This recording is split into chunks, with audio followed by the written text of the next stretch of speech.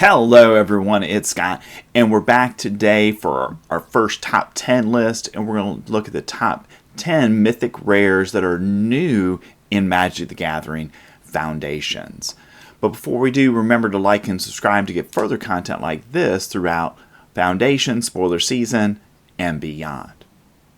So let's take a look at our number 10 pick, which is Herald of Eternal Dawn for 4 and 3 white mana. You get an angel, that's a 6/6 with flash and flying, and you can't lose the game and your opponent can't win the game. So the reason this is a very powerful card on its surface. The problem with it is it costs 7 mana.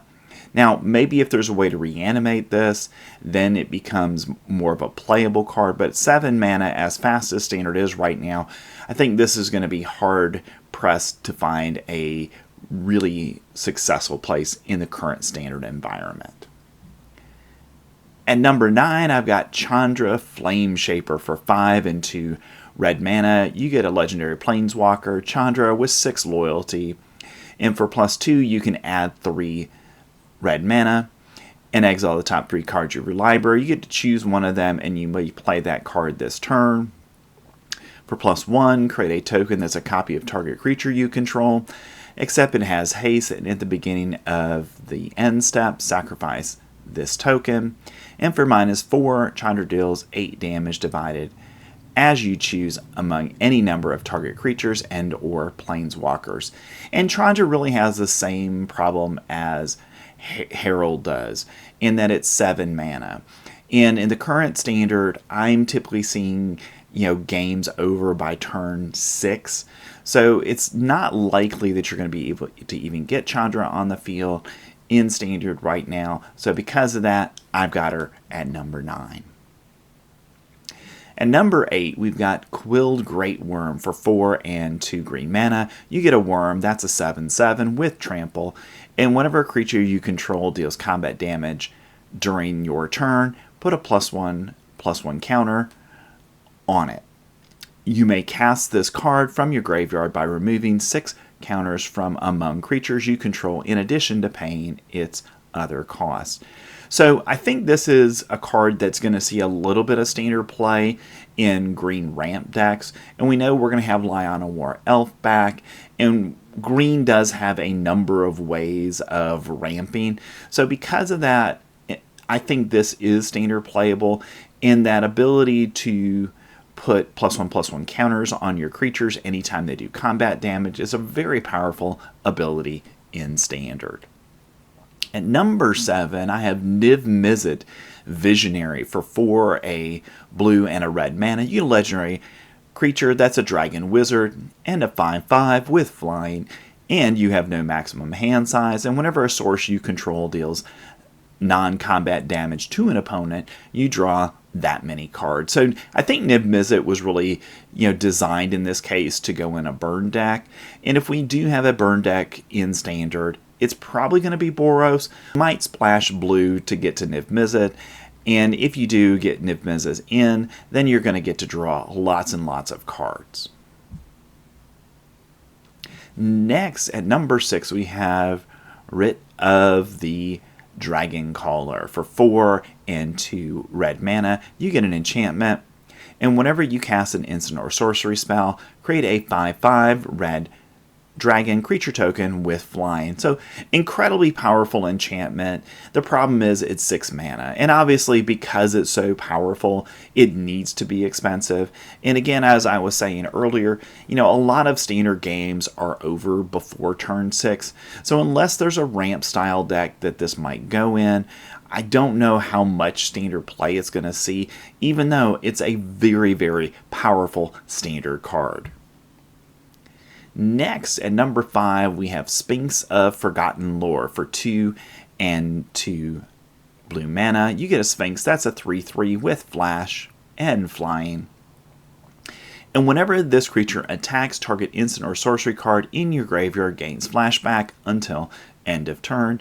The flashback cost is equal to that card's mana cost. So Sphinx of Forgotten Lore, I think, is a card that will definitely see Standard play, because being able to recast your instants and sorcery cards from your graveyard is a powerful ability in Standard. And the fact that you can flash this on your opponent's turn into play. You do it at their end step, they don't really have a chance to respond, and then it's going to be able to attack the next turn, and once you're attacking, then you're going to get to be able to replay cards. And I think under those circumstances, if you're playing this in that style of deck, then I think this is definitely going to be standard playable.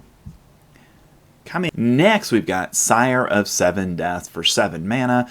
You get an Eldrazi, that's a 7/7, and it has First Strike, Vigilance, Menace, Trample, Reach, Lifelink, and Ward of Pay 7 life.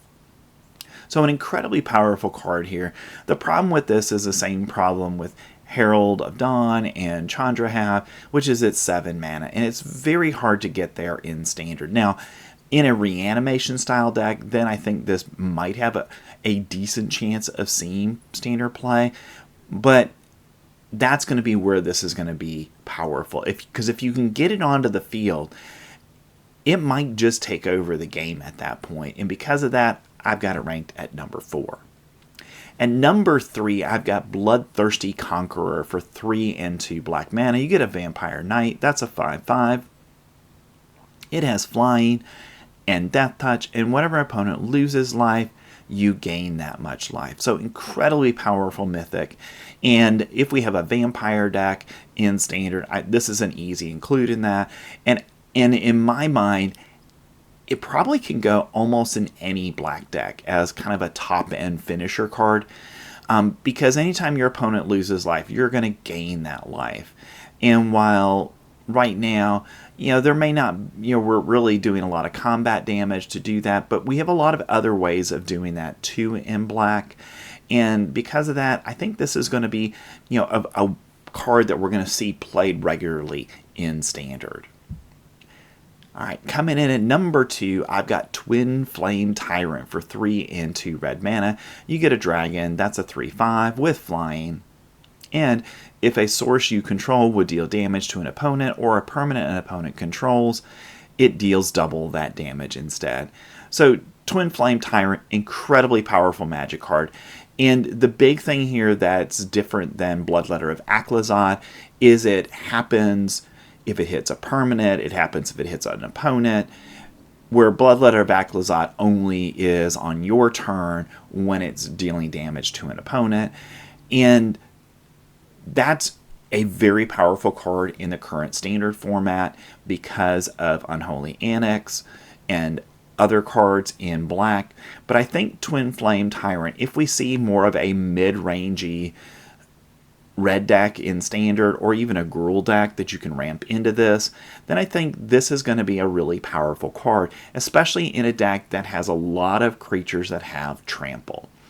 And because of that, I think this is probably going to be one of the more played mythics out of the set. Next, we've got our number 1 card, and that's Kaido, Cunning Infiltrator for 1 and 2 blue mana. You get a legendary Planeswalker Kaido with 3 loyalty, and whenever a creature you control deals combat damage to a player, put a loyalty counter on Kaido.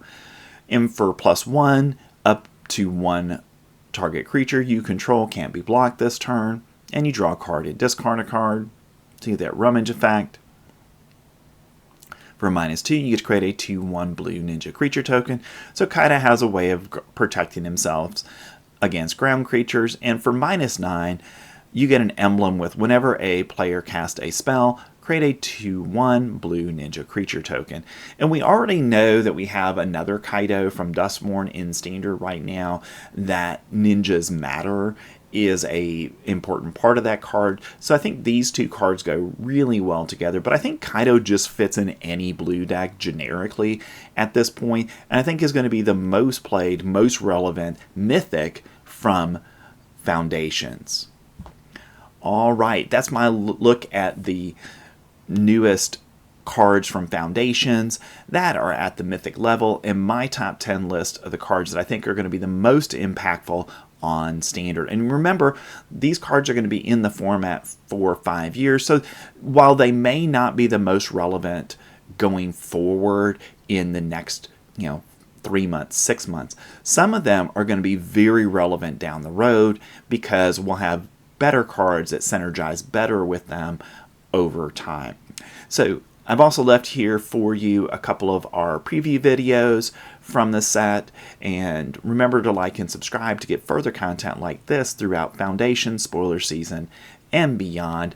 And I'll be back with more top 10 lists in the coming days. Thanks. I'll see you next time.